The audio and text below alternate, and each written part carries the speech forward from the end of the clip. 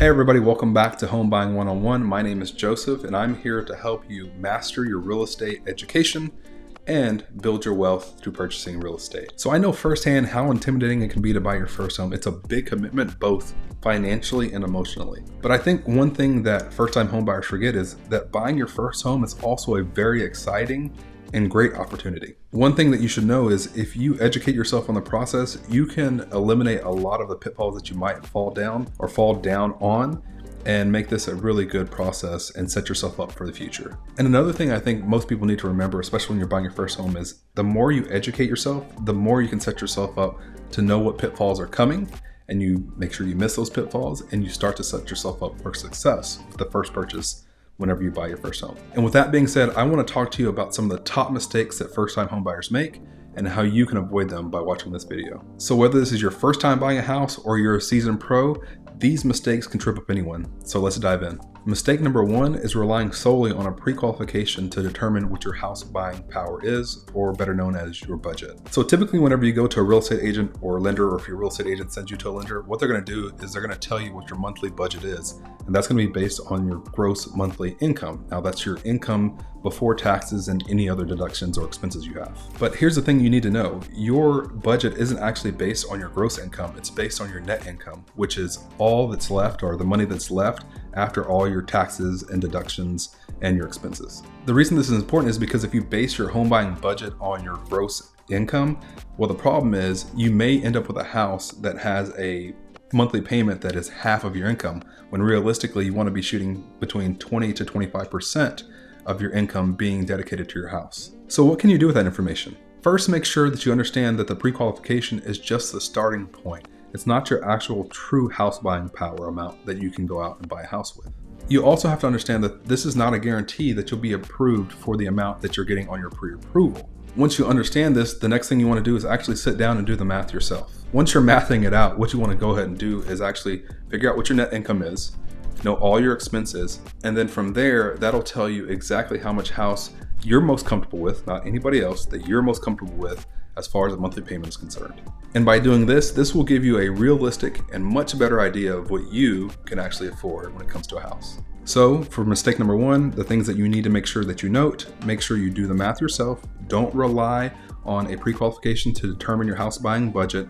And the last part of this is the thing that I want you to make sure that you remember. Only you can determine exactly how much house you can comfortably afford. So mathing it out, not relying on this pre-qualification, will help you do that.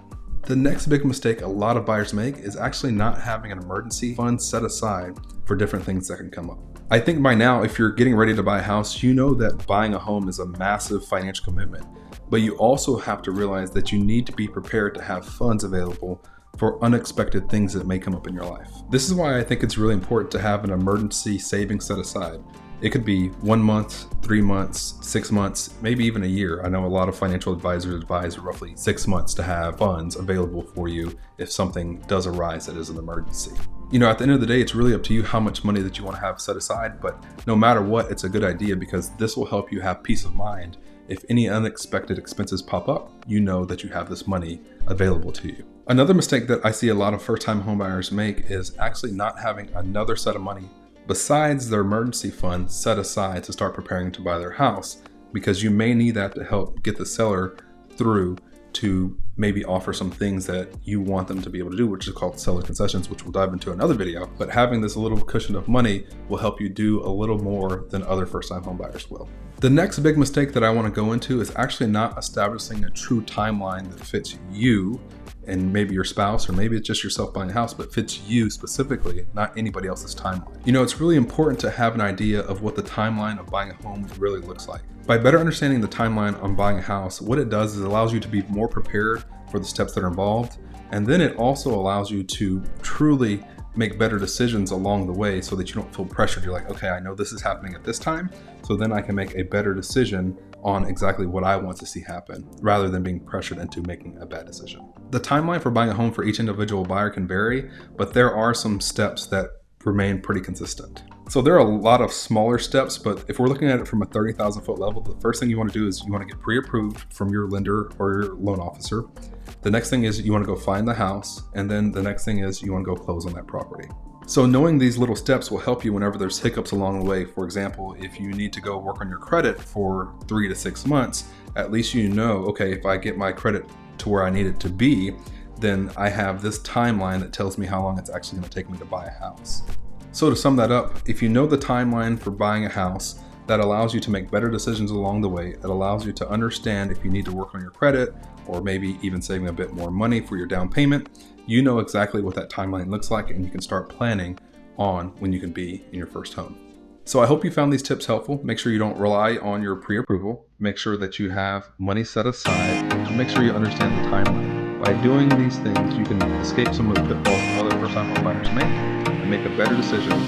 Make sure you're on the road to buying the right house and a path to success and building your wealth in real estate. So at the end of the day, take these steps, utilize them, put them in your brain, write them down. But thank you so much for taking the time to watch this video, and somewhere on here you'll probably see another video pop up. Go ahead and check that video out. Talk to you soon.